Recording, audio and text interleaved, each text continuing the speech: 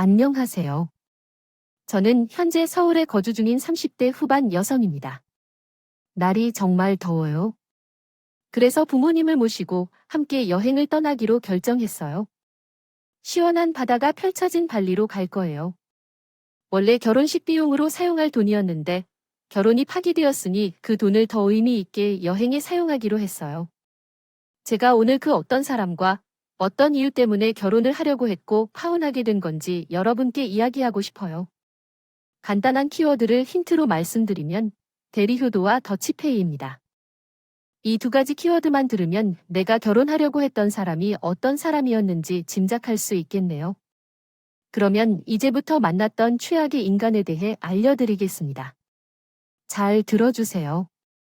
승훈이가 이번엔 더 진지하게 결혼하자고 말하지 않았어. 이승훈이 여태까지 내게 했던 말들을 보면 걔는 무조건 프로포즈도 더치페이도 할 것 같은데. 야, 지원아, 너 진짜로 승훈이랑 결혼할 거야?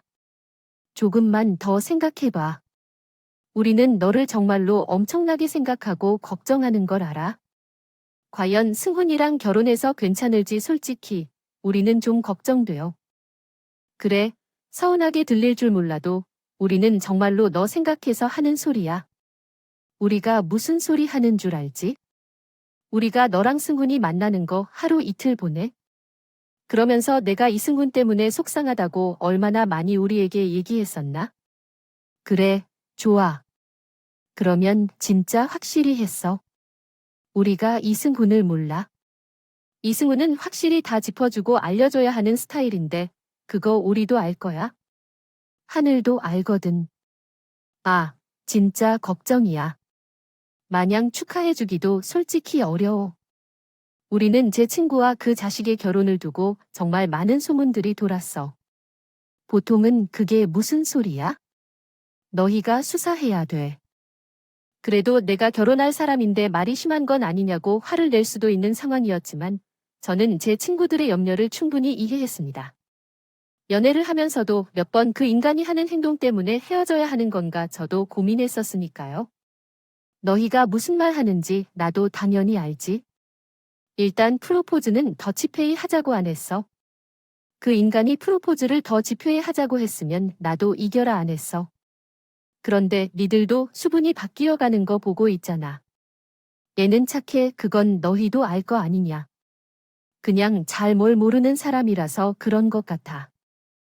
만나면서 하나씩 마음을 열고 가르친다면 사람도 변할 수 있습니다. 걱정 마세요. 제가 왜 그런 말을 했는지, 당시에 제 생각이 무엇이었는지, 그리고 지금은 그때 이해가 되지 않는다는 것도 있습니다. 사람을 바꾸기란 어려운 일이라는 말이 퍼져 있지만 저는 그것을 잊고 있었던 것 같습니다. 그것을 잊은 결과로 파혼이란 결말을 맞이하게 되었습니다. 먼저 제 친구들이 왜 그렇게 걱정스러운 말을 했는지 들려줘야 할 것 같습니다. 더치페이로 프로포즈하겠다는 말은 이상한 소리지만 만약 제 전 남자친구였던 그 사람이었다면 충분히 그런 말을 하고도 남았을 겁니다. 프로포즈할 때 그것을 참았다는 것만으로도 그 사람의 노력이 있었다고 생각하네요. 연애를 시작한 지 2년이 지난 어느 날 그 사람은 항상 더치페이를 제안했습니다. 처음에는 더치페이를 거절하지 않았어요. 둘 다 성인이어서 돈 문제에 대해 서로 이야기했지만 상대방이 계속해서 더치페이를 하는 것을 여전히 싫어했습니다. 그래서 상대방이 더 진지하게 얘기하자마자 저도 최종적으로 동의했습니다. 하지만 상대방의 더치페이 애정은 생일에도 계속되었어요. 그 사람의 생일이었던 날, 연애 초반에 경험한 것과 마찬가지로 그의 생일을 맞이했습니다. 와, 맛있게 먹었다. 내 생일을 같이 보내니까 너무 좋아 라고 웃는 소리를 지으며 말했습니다. 언제나 그러려니? 그러니까 우리 이제 카페에 가자. 갈래 잠깐만 계산을 해보고 생일날에 그 사람과 저는 여느 커플들처럼 좋은 식당에 함께 갔어요. 저는 그 사람에게 필요한 아이패드를 선물로 주었어요. 특히 사랑이 금방 드러나지 않는 사람이었기 때문에 그 선물을 주는 것 전혀 아깝지 않았어요. 그러나 그 사람은 그랬어요. 그날 함께 먹은 식사비도 각자 부담하자고 했습니다. 저는 좀 당황했어요. 자기랑 나랑 반씩 내자고 했는데 원래 10만 3천 원이었는데 오늘은 내가 생일이니까 6천 원 더 내겠다고 했어요. 생일날에는 생일인 사람이 식사를 산다고 하는 게 맞잖아요? 만약 여러분도 그 상황에 처했다면 어떻게 반응하셨을 것 같으신가요? 또는 어떤 생각을 했을지 예상이 되시나요? 저는 그 당시에 너무 당황하여 아무런 반응을 할 수가 없었습니다. 제가 요란하지 않고 조용히 지불하는 것이 최선이라고 생각했거든요. 분위기 좋은 식당에서 신랑과 있을 때 금액을 계산하는 것을 원치 않았기 때문입니다. 계산을 한 후 머릿속으로 마음을 다스리려 하며 마인드 컨트롤을 하고 있었지만 마음이 나아지지 않았습니다. 결국 주차장에서 그분과 평분하게 지불하기로 결정했습니다. 신랑이 저를 버리게 되었어요. 그 사람은 제가 이상한 것 같다고 이야기를 했어요. 아니, 나는 그 이해가 잘 안 가네요. 오늘은 자기 생일이 아니라 내 생일이에요. 내 생일에는 제가 더 집회하고 싶어서 한 건데 왜 그걸 가지고 자기가 기분이 이상한 건지 이해가 안 돼서 그래요. 나는 이상한 건데 누가 이상하다고 말하는 게 아니라 굳이 거기서 그 돈을 나누자고 그렇게 계산기 어플까지 켜는 건 어떻게 그랬는지요. 그리고 우리는 20대 초반 대학생도 아니고 둘 다 돈이 부족한 것도 아닌데 굳이 그렇게 하나부터 열까지 다 나눌 필요가 있느냐는 생각도 들어요. 솔직히 말해서 내 생일에도 그냥 좋은 기분으로 보내고 싶어요. 산 거고 그날 나는 심지어 식당에 가는 것도 자기가 좋아하는 쪽으로 골라서 갔었어. 내 생일이기는 하지만 같이 기분 좋으면 좋겠다 싶어서 그러니까 지금 자기 말은 자기 생일에는 자기가 혼자서 밥을 다 샀는데 왜 내 생일에는 더치페이 하는 거냐고 그 얘기를 하는 거야. 자기야, 그때는 자기가 나서서 밥 사겠다고 한 거였지 않아? 아니야, 나는 그런데 내가 굳이 다 사고 싶지는 않았어. 밥을 나 혼자 먹은 것도 아니고 자기도 같이 먹었는데 자꾸 이렇게 내가 한 번 사고 내가 한 번 사고 이렇게 가다 보면은 나중에 서로 부담스러워서 데이트 한 번 할 때마다 힘들어지는 거야. 내 말이 틀려? 아니다. 그냥 그만 얘기하자. 굳이 자신의 생일에 이런 문제로 남편이 관여하지 않을 것 같아 결국 그날 그 사람의 생일에 우리의 데이트는 밥 먹고 헤어지는 것으로 끝이 되었습니다. 제가 이상한 걸까요? 저는 굳이 그렇게 기분 좋게 보낼 수 있는 기념일 날에도 각자 지출하는 것을 원하는 사람을 이해할 수 없었습니다. 그러나 이것이 마지막이 아니었습니다. 그 사람의 이기적이고 욕심 많은 성향이 드러나는 사건들이 있는데 정말로 계속해서 드러냈고 이로 인해 제가 당황한 적이 한두 번이 아니었습니다. 여러분, 그 사건을 아시나요? 예전에 예능 프로그램에서 찹쌀떡이었는지 인절미였는지 떡을 먹는 코너를 진행하다가 출연자가 큰 사고를 당한 사건이 발생한. 저는 그런 일이 TV에서 나오는 것만으로 알았는데 그 사건을 직접 목격하게 될 줄은 몰랐어요. 한우 카페도 괜찮고 컨셉도 좋아서 이상하게도 입맛이 할머니 입맛 같은 것 같아요. 그래서 케이크 같은 디저트보다 떡이나 약과 같은 게 더 좋더라고요. 찹쌀떡은 맛있다는데 자기 입에도 잘 맞아서 맛있다고 해요. 모양도 너무 귀엽다. 진짜 만화에 나오는 찹쌀떡 같아요. 달지도 않고 여기 진짜 맛집인 것 같아요. 연령대도 엄청 다양해요. 그날의 모습이 아직도 생생하게 기억이 나요. 그날은 남자친구와 함께 인사동 쪽에 있는 한옥 카페를 찾아갔습니다. 인사동은 많은 사람들이 죽었다고 해도 그곳을 방문하면 특유의 느낌이 있어서 제가 인사동을 참 좋아합니다. 지금도 마찬가지고요. 어쨌든 찹쌀떡으로 유명한 그 카페에서 데이트를 즐기고 있었어요. 한 판에 6알이 제공되었죠. 떡을 먹으며 이야기를 하고 있었는데 전화가 왔기 때문에 잠시 자리를 비웠었어요. 그 사이에 일이 벌어졌었죠. 전화를 마치고 다시 카페 안으로 들어갔는데 카페 안이 소란스러워졌습니다. 우리 테이블 앞에서 무슨 일이 일어났는지 궁금해서 급히 테이블로 갔는데 시큰거리며 있는 남자친구의 모습이 보였어요. 정말 당황스러웠습니다. 구급차를 부르려 했던 그 순간 카페 안에 있던 다른 손님의 도움으로 남자친구의 입에서 찹쌀떡이 바닥으로 떨어졌습니다. 소란한 상황이 정리되고 남자친구는 힘이 다 빠져 의자에 널뛰었고 나도 겨우 마음을 진정시키고 나서야 테이블 위에 남아있던 찹쌀떡이 목에 걸려있는 것을 발견했습니다. 내가 전화를 하려고 했을 때는 꽤 많았던 찹쌀떡이 한 개만 남아 있었죠. 그때 깨달았어요. 남자친구가 나가리를 했던 사이에 그 자식이 찹쌀떡을 처먹고 목에 걸렸던 거였다는 거요. 어우, 죽는 줄 알았어. 너무 맛있어서 허겁지겁 먹다가 갑자기 목에 걸렸어. 진짜 숨도 안 쉬어주고 죽은 줄 알았다니 완전. 그럼 그냥 천천히 먹었으면 되는데 뭘 그렇게 허겁지겁 먹었어? 아니, 그냥 맛있었어. 너무 맛있으니까 내가 잠깐 이성을 놓았나 봐. 자기, 설마 내가 자기랑 나눠 먹기 싫어서 급하게 먹은 거라고 그렇게 생각하는 거 아니지? 진짜, 그렇게 생각하면 안 돼. 내가 설마 하니 먹을 거야? 미친놈도 아니고 그렇게 먹겠어? 네, 그 자식은 먹을 거에 미친놈이 맞았어요. 탐이 어찌나 많았는지 몰라요. 어쩌면 식탐 많고 이기적인 인간들이 하는 짓거리는 저렇게나 다들 비슷한지 모르겠습니다. 가끔 다른 이야기를 듣거나 읽으면서 만난 그 인간처럼 식탐이 많고 찌질한 남자들에 대한 이야기를 들은 적이 있어요. 그 이야기를 들을 때마다 그런 사람이 있을 리가 하고 생각했었는데 그런 인간을 제가 남자친구로 만나게 될 줄이야? 떡 사건은 일도 아니었어요. 퍽퍽. 저기요, 뭐야? 갑자기 먹는 걸 왜 이렇게 해? 좀 제대로 해라 좀. 누가 너 굶겼어? 밥 한 끼도 못 얻어먹고 다녔어. 그런 건 아닌데 내가 언제 너한테 음식을 선물해 준 적이 있어? 나는 먹는 것만 구경하라고 했었는데 대체 왜 이러는 거야? 정말 자기야, 자기.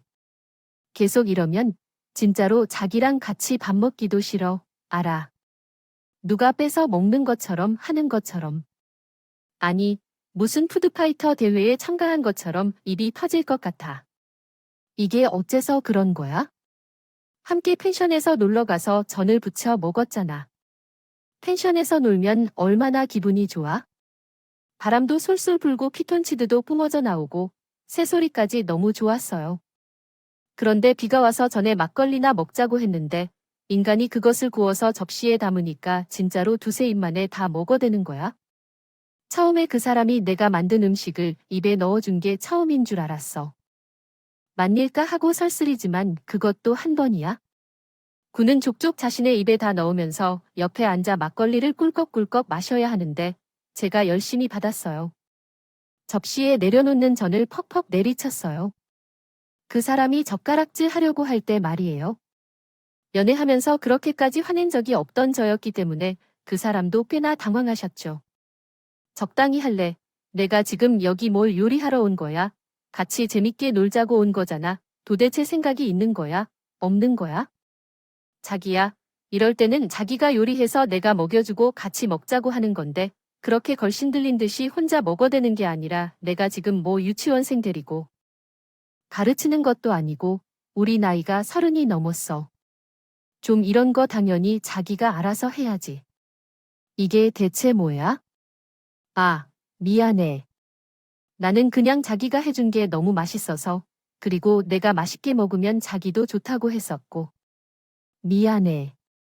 내가 외동으로 자라서 그런 건 딱히 생각해보면서 큰 적이 없었어. 미안해. 내가 외동으로 자라서 이 말이 그 자식의 가장 대표적인 핑계거리였어요. 자기는 외동으로 자라서 이런 것도 모르고 저런 것도 모른다. 말도 안 되죠. 제 주변에도 외동으로 자란 친구들이 많습니다. 그런데 그 친구들이요 전혀 그렇지 않아요. 그냥 자기가 이기적이고 욕심이 많아서 그런 것을 그 나이에 먹고 든다는 핑계가 외동으로 자란 저에게는 다 이해가 되지 않았습니다. 왜 그런 인간을 만났는지요. 콩깍지가 신 정도가 아닌데 이게 뭘까요? 어디서 빙의가 되었는지도 모르겠어요. 제 자신조차 그러한 생각이 듭니다. 그래서 내가 저렇게 열받으면서 난리를 피우면서도 그 인간은 다음부터는 개선하겠다는 노력을 보여주기에 그곳에 희망을 걸고 있었습니다. 시간이 조금 걸리지만 나아질 거라는 희망을 품은 것이죠. 그러나 그 인간의 말과 행동은 이해가 되지 않았습니다. 그는 식탐으로 끝나지 않고 아예 온갖 것을 갖췄나 봐요. 식탐에 이기적인 성향이 깃들어 있었나 봅니다. 이제는 돌림판을 돌려보고 가세요. 절대 꽝이 나오지 않을 거예요. 경품이 있습니다.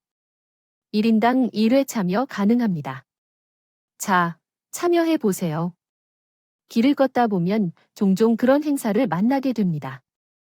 저희도 그랬었죠. 명동이었든지 강남이었든지 어쨌든 번화가를 지나가다가 그런 행사를 발견했어요. 처음에는 두 사람 모두 호기심에 참여했죠. 1등 상품이 해외 여행권 같은 것이었는데 어쨌든 그분과 저는 열쇠고리 같은 것을 받았어요. 경험도 했을 텐데 우리가 다시 그곳으로 가려는데 남자친구는 제 손을 잡고 다시 줄이 길어지는 곳으로 가려고 했죠. 그러면서 저한테 뭔가 했던 기억이 있으세요? 자기야, 모자 좀 벗어서 놔줘봐. 이 카디건 좀 봐주세요. 처음에는 제가 썼던 모자를 달라고 해서 그 모자를 쓰겠다고 했어요. 그리고 자기가 입고 있던 카디건을 다시 나한테 권했습니다. 그러면서 거기서 내게서 멀리가 하면서 다시 뒤로 물러나라고 돌려막기를 했어요. 영화도 아니고 사람들이 나를 모르게 하려는 건지 5분도 안 돼서 모자를 쓰고 카디건을 벗고 참가하려고 했습니다. 정말로 이해할 수 없었어요. 너무 그러지 말고 한 번 더 참가할 수 있게 해주세요. 이렇게 하면 거기 계신 분들에게 혼날 일 없을 거거든요. 건 없을 거 아니에요. 안 그래요? 그러지 말고요. 한 번만 더 해볼게요. 당연히 거기에 행사 직원들이 그 사람을 알아봤고 정말 죄송하지만 저희가 규칙상 안 된다고 이만 돌아가 달라고 하는데도 그 자식은 한 번만 더 해보겠다며 직원들을 귀찮게 만들었습니다. 얼마나 창피했는지 몰라요. 결국에는 돌림판 2번 하고서 열쇠고리 하나 더 받고 돌아왔습니다. 식탐에 자기 이득에 혈안이 되어 있었던 그 남자. 멍청하게도 저는 그런 남자와 결혼을 할 마음까지 먹었습니다. 제 정신이 아니었던 거죠. 이 정도까지 얘기를 듣고 나니 제 친구들이 왜 그렇게 제 결혼을 말렸던 건지 이해가 가시려나요? 지금 제 친구들은 저한테 너는 파혼을 잘한 것 같다고 하는 내 인생. 내가 구제한 것과 다름없다고 한해 이야기해. 저도 그렇게 생각해요. 언젠가는 그 사람이 나아질 것이라는 헛된 믿음으로 결혼한 것이라면 저는 이혼이라는 글자를 제 인생의 꼬리표처럼 달았을 거예요. 돌이켜 생각해보면 제 시어머니가 될 뻔했던 예비 시어머니에게도 감사해야겠네요. 가장 중요한 내용을 예비 시어머니가 제게 알려주셨던 것과 다름없으니까 말이에요. 결혼을 먼저 한 형들이나 친구들 이야기를 듣면 결혼식장에 들어가기 전까지가 가장 힘들고 어려운 것 같대요. 우리는 여기서 정확하게 결정하고 제대로 준비하기 시작해야겠어요. 일단은 자기와 내 연봉이 지금의 일이란 점부터 다시 한번 생각해 주세요. 정도 되고 나는 하객으로 우리 팀원들과 내 동창들, 그리고 자신의 회사 팀원들과 식구들 동창들이랑 올 것 같습니다. 장인어른이나 장모님과 지인분들도 꽤 많이 오시겠지요. 그리고 자신이야, 내가 쪼잔하게 굴어뜬 얘기하는 게 아니에요. 이건 진짜 오해하지 말고 들어 알겠지요? 결혼 비용은 우리 둘이 나눠서 부담하려고 해요. 주변 얘기를 들어보면 집가구를 고르는 것부터 문제가 많다고 하던데 돈 문제로 싸울 수도 있어서 그런 거 진짜 싫어요. 이건 진짜 우리를 위해서 내가 생각한 거예요. 정말 많이 이야기해서 서로에게 말하는 거야. 그러니까 오해하지 말아야 해. 왜 걱정하냐면 그래. 자기가 무슨 소리 하는지 알겠어. 그렇게 하자. 대신에 우리 둘만의 돈으로 하자. 어차피 결혼식으로 들어가는 돈은 축의금으로 다 메꿀 수 있다고 하더라고. 또 돈이 모자라다고 해도 그렇게 많이 안 될 거야. 그러니까 결혼 비용은 다 우리가 알아서 하자.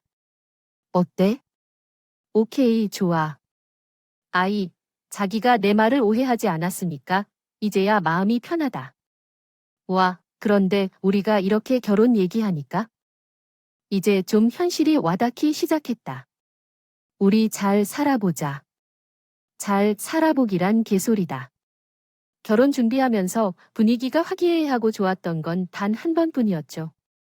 그 다음은 말 그대로 파국이었습니다. 정말 바보였습니다. 기분 좋게 프로포즈까지 받고 양가 어른들 상견례도 기분 좋게 마치고 그렇게 모든 일이 잘 흘러가고 있었는데 그게 망가지는 건 정말 한순간이었어요. 그 첫 시작은 우리 엄마의 새 자동차 때문이었죠. 사건이 일어난 장소는 예식장을 알아보려 여기저기 탐방하던 중이었습니다. 어느 예식장이었는지요? 정확히 기억은 나지 않지만 상담을 받고 나오면서 그 예식장 로비에서 싸웠어요. 그리고 진짜 무섭다 무서워. 아니 나랑 그렇게 얘기를 해놓고서는 장모님 차를 바꿔드렸다고. 그게 지금 말이 된다고 생각해. 그래서 자기가 그렇게 내가 반반 결혼식 하자는 거에 찬성했던 거구나. 이렇게까지 부모님을 생각하는 효녀라서 누구는 뭐 엄마 아빠한테 선물 같은 거 안 해드리고 싶은 줄 알아. 나도 우리 부모님 차 오래된 것을 바꿔드리고 싶었던 것을 우리 결혼 준비하니까 참은 거야. 그런데 자기는 너는 어떻게 했는데? 아니, 이거를 왜 화를 내는 거야 자기야? 우리 아직 결혼한 거 아니야 그리고 내가 돈을 요청해서 엄마께서 자동차를 갈아타 주셨어요. 아니에요. 걱정 마세요. 결혼 준비를 위한 비용을 내줄 수 있는데요. 엄마 차를 사들이셨던 돈을 낼 거예요. 여기서 이렇게 소리를 지르면서 화를 내는 것은 좋지 않아요. 사람들이 화를 내면 어색해요. 우리 엄마의 차는 오래되었는데 결혼 후에는 조부모님 챙겨주는 것도 중요할 것 같아서 결혼 전에 엄마 차를 교체해드리고 싶었어요. 아마도 그렇게 화가 났었던 것 같아요. 예식장 상담 중에 엄마에게 한 말이었어요. 전화를 받아서 상대방이 차를 잘 받았다는 말씀을 했어요. 그 말을 남자친구가 듣고 엄마와 통화를 마치고 그를 보았는데 그의 표정이 불안정했어요. 그는 그 상담도 마치지 않고 빠르게 밖으로 나가 버렸어요. 저는 그 직원과 상의한 후에 연락드리겠다고 말하며 서둘러 그를 따라 나갔고 여러분도 한번 생각해 보세요. 얼마나 민망하고 창피한 상황인지요. 그런데 그는 로비에서 저에게 소리를 질렀고 계속해서 화를 냈습니다. 제가 죽을 죄를 지은 것처럼 말이에요. 우리 둘이 잘 살아야지. 왜 너희 집만 챙기냐? 내 말이 틀려? 너 벌써 이러면 결혼해도 비디오겠다. 비디오겠어. 장모님이 차가 오래되어서 운전이 불안정한 것도 아니고 단지 차가 오래된 것뿐인데 왜 굳이 결혼 준비 중에 차를 바꿔야 했는지 이해가 안 돼. 결혼 준비하는데 돈이 많이 들 거라는 건 알지만 그럼에도 불구하고 우리가 결혼 준비하는 과정에서 장모님의 차를 바꿔드려야 했던 이유가 뭔지 잘 모르겠어. 솔직히 말하자면 나는 장모님께서도 너무 속상해. 만약 내 엄마였다면 내가 이런 상황에서 차를 바꿔드리겠다고 했으면 받아주지 않았을 거야. 내 자식에게 무리를 주고 싶지 않아서 장모님은 결코 받지 않으셨을 텐데. 그런데 장모님은 이를 정말 기뻐하시는 모습이라서 실망스러워. 진심으로 이런 말을 하는데 왜 웃어? 현재 상황이 웃긴 게 아니라 내 기분이 너무 상해서 이야기하는 건데. 저는 그 아이가 제게 우리 엄마였다면 결코 그 차를 받지 않았을 거라고 얘기하는데 너무 어이가 없어서 헛웃음이 터졌습니다. 정말 헛없음이 나왔어요. 그리고 어이가 없어서 말입니다. 제가 왜 어이없어서 헛웃음이 터졌는지 짐작하실 수 있을까요? 그래서 너희 어머니는 내가 대출받아서 드리는 2억도 잘 받으시고 너는 네 말대로 나랑 결혼 준비하는 와중인데 2억을 드렸구나. 어머니한테 심지어 대출까지 받아서 그리고 그걸 나랑 너랑 같이 갚을 거라고 했다면서. 제가 여러분들에게 말씀드렸었죠.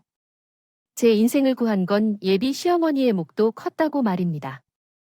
정말로 예비 시어머니의 몫이 컸어요. 정말 감사합니다. 엄마가 정말 감사하다고 생각한다. 내 결혼을 돕기 위해 집은 못해줄 망정. 이렇게나 큰 돈을 너희에게 부탁하는 게 정말 우리 지원에게 면목이 없다. 정말 고마워. 어느 날 예비 시어머니가 전화를 걸어와서 정말 감사하다고 말씀하신다고 하셨습니다. 처음에는 대체 무슨 말씀을 하시는 건지 모르겠다고 생각했습니다. 그래서 물었더니 시어머니는 그저 사랑스럽다는 듯이 웃으시며 이야기를 해주셨습니다. 들으면서 저는 경악을 금치 못했어요. 아이고, 이번에 승훈이가 우리 전세금을 구해준다고 2억 원이 될 줄 받아줬잖니? 지원이 내가 괜찮으니까 얼른 대출을 받아서 들으라고 했다고 했어. 승훈이가 나한테 다 얘기해줬어. 정말 고맙다, 지원아. 너희가 결혼하는 마당에 부모라는 사람들이 그렇게나 큰 돈을 빌려달라 하고. 아유, 우리가 정말 염치가 없다. 너희 시아버지는 너한테 미안해서 고맙다는 말도 못하겠다고 나에게 대신 전화해보라고 하셨어. 정말 고맙다, 지원아. 너희 시아버지랑 내가 어떻게든 돈을 빨리 마련해서 너희 부담 안 가게 할게. 사실 저는 예식장을 탐방하기 전에 예비 시어머니로부터 그런 연락을 받았어요. 상태였어요.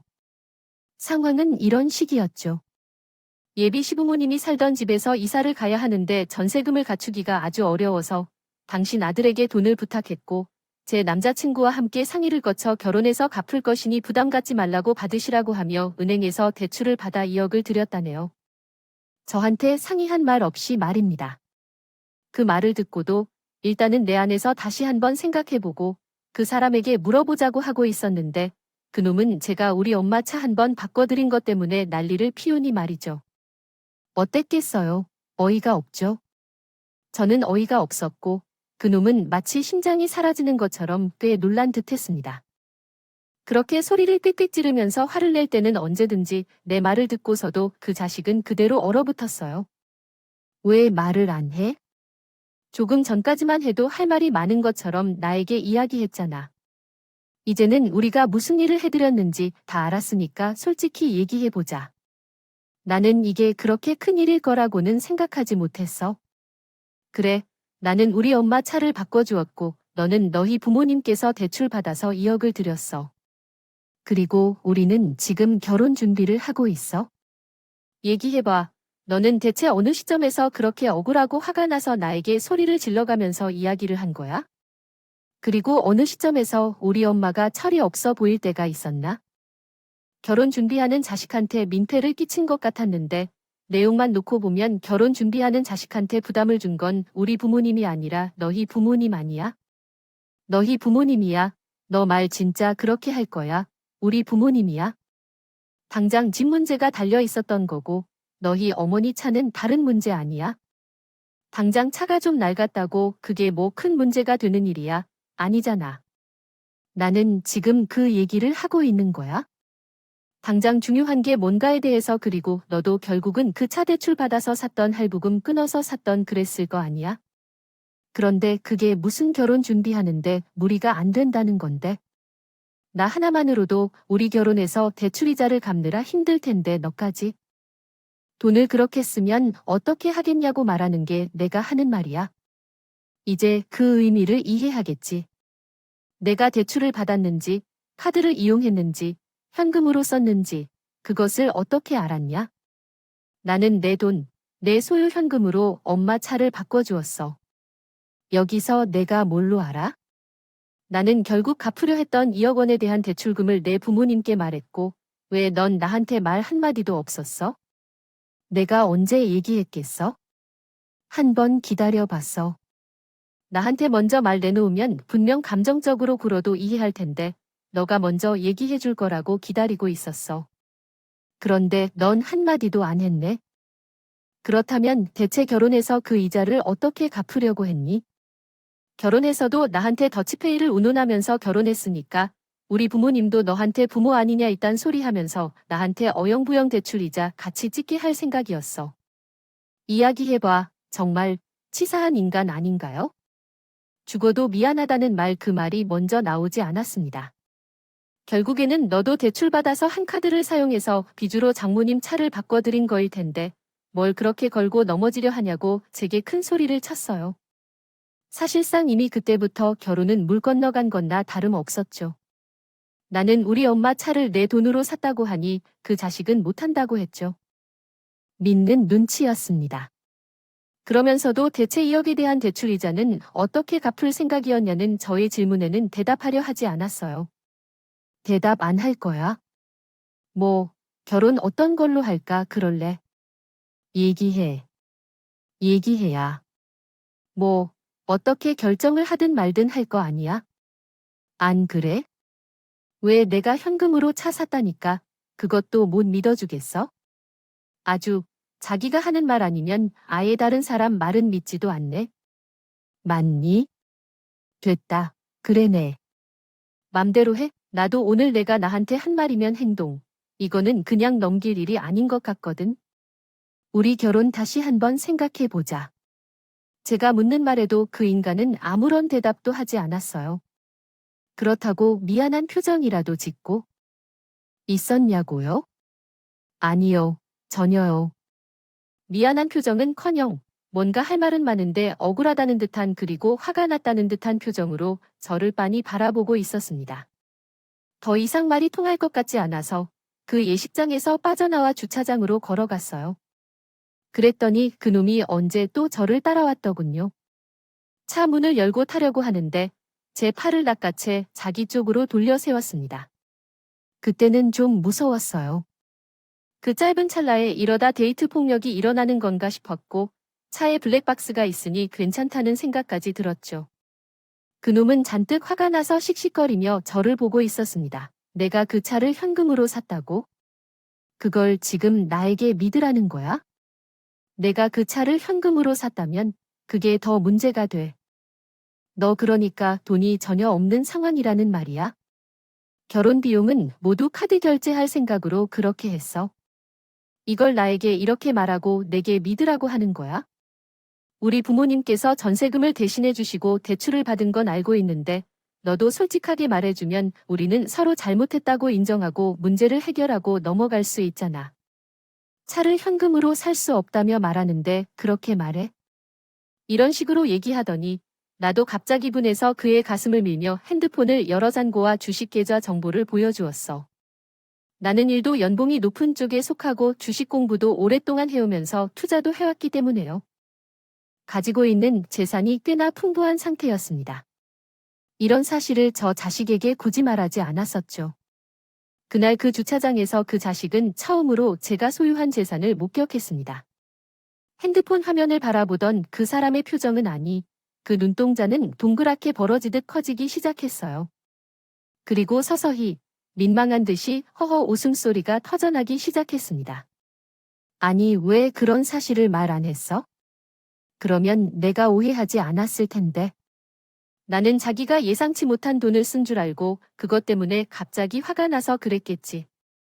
아이 참, 괜한 나쁜 사람이 된 느낌이야. 너 진짜 똑똑한 사람이야. 돈을 어떻게 이렇게 쓰려고 했는지, 야, 충분히 현금으로 차 살 수 있겠다. 화가 많이 났어. 미안해. 아까는 너무 감정적이었던 것 같아. 앞으로 내가 화풀라고 한다면 화풀고 그러는 게 맞겠지? 지금 내가 내 앞에서 하는 행동이 나한테 어떻게 보일지 알아? 그냥 미친 사람처럼 보여? 정신적인 문제가 있는 사람 같아. 왜 내가 어떤 사람인지 모르고 결혼하려고 했는지 그게 막 소름이 돋을 정도야? 그럼 화내? 어차피 내가 화를 내던 말던 나는 이제 상관하지 않으니까. 그렇다면 왜 내 행동에 너의 부모님 집 때문에 이런지? 받은 대출금 이자 걱정 없이 갚을 수 있을 것 같아 그래서 그러는 거야? 에이 주원아, 아무리 화가 나도 그렇지. 무슨 말을 그렇게 하냐? 미친 놈이라니. 그리고 내가 무슨 내 잔액을 보고서 그런 생각을 했다고 그래? 내가 아까 화를 냈던 것도 왜 화를 냈는데? 결혼하고 나면 결국에는 내가 가진 빚도 다 내 빚이 되는 거고 내가 가진 빚도 내게 지게 되는 거니까. 결혼하고 나면 결국은 우리 둘이서 다 같이 갚아나가야 하는 거니까. 그게 속상해서 그랬던 거지. 그래도 다행이다. 안 그래? 둘 중 한 명이라도 빚이 없으니까 웃음이 나와. 그렇게 실컷 웃어? 에이, 왜 그래? 아무리 생각해도 이것은 그냥 너와 나가 헤어지기로 결정한 일인 것 같다. 나는 그렇게 생각하지 않아. 차라리 잘 된 일이야. 너도, 나도 그렇고. 결혼 후에 혼인신고도 모두 했으면서 이혼까지 논의했고, 이제 헤어지는 게 차라리 더 좋을 것 같다. 우리는 서로의 앞날을 위해 잘 된 일로 생각하고, 여기서 깔끔하게 정리해야겠다. 부모님들에게 특별한 이야기는 말하지 말고, 우리 둘이 마음 정리해서 파혼하기로 했다고 서로 전해주자. 2년 동안 연애를 하고 결혼 준비를 하던 중에 파혼을 선언하는 것은 그리 어렵지 않았습니다. 나 혼자만 놔둔다면요. 그는 언제든지 헤어질 수 있는 관계였다는 것을 그날 알게 되었죠. 아, 물론 그 사람은 제 잔액을 보고서인지 저를 좋아했던 건지 저를 붙잡기는 했었습니다. 그러나 곧 그 붙잡은 이유가 드러났어요. 왜 그래? 오, 그래? 알았어. 내가 대출이자 90%를 찍을게. 자기가 그럼 10%만 찍어. 그러면 되잖아. 안 그래? 나중에 장인어른, 장모님한테 우리가 금전적으로 도와드려야 하는 일이 생기면 그때는 자기도 내 도움이 필요할 거 아니야? 안 그래? 나 엄마한테도 얘기했었어. 자기랑 나랑 대출금 같이 갚으면서도 충분히 우리들 잘 살 수 있다고. 그런데 자기랑 나랑 이렇게 파혼해버리면 엄마, 아빠가 마음이 어떨지 생각해. 그래서 역시나 제가 좋아서 잡았던 건 아니었어요. 제와 파혼했을 때 얻게 되는 손실과 자기 부모님이 속상해하실 것만 생각했죠. 그런데도 제가 설득해도 되지 않고 계속해서 파혼하자고 하자. 나중에는 그런 프로포즈 할 때 자기가 준 가방을 내놓으라고 했어요. 정말 찌질하지 않나요? 저는 알겠다고 했어요. 그런 사람이 조금 가방을 갖고 있어봤자 재수 없는 일만 생길 것 같았거든요. 그래서 저는 그 자식한테 그럼 너도 내가 선물한 구두를 내놓으라고 했습니다. 그랬더니 그 구두를 팔았다는데요. 줄 수가 없다고 하더군요. 아니, 어떻게 다른 것도 아닌데요. 프로포즈 선물로 받은 구두를 팔 수 있어요. 그 자식한테 내가 선물한 건 디올에서 구매한 남성 구두였습니다. 받자마자 팔았네요. 그래서 그 구두를 반환하거나 구두값을 내놓으라고 했어요. 그 전까지는 가방도 반환할 수 없다고 했네요. 너 정말 이럴래? 째째하게 이럴 거야? 꼭 우리 마지막을 이렇게 끝내야겠냐고? 마지막을 이렇게 끝낸 건 너야, 내가 아니라. 말은 제대로 해야지. 어쨌든 내가 내게 그 구두 안 가져오면 나도 가방 못 줄 테니까 그런 줄 알아? 알겠어. 으휴. 송주원아, 찌질한 녀석. 결국 그 자식은 저에게 신발도 신발값도 안 보냈습니다. 그냥 그렇게 끝이 났어요. 그래서 저도 그 가방을 돌려줬어요. 갖고 있기도 싫어서 팔아버렸습니다. 그 돈으로 친구들이랑 신나게 먹고 놀았네요. 제가 결혼할 뻔했던 찌질남 이야기 어떠셨나요? 너무 찌질하지 않습니까? 파혼하기를 잘했죠. 아, 처음에는 저희 부모님도 속상해 하셨지만 지금은 너무 잘한 일이라고 하십니다.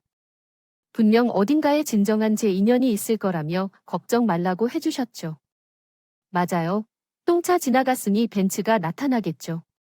그럼 저는 이제 이야기를 마치도록. 이야기 들어주셔서 감사합니다. 더운 여름에 건강 조심하세요.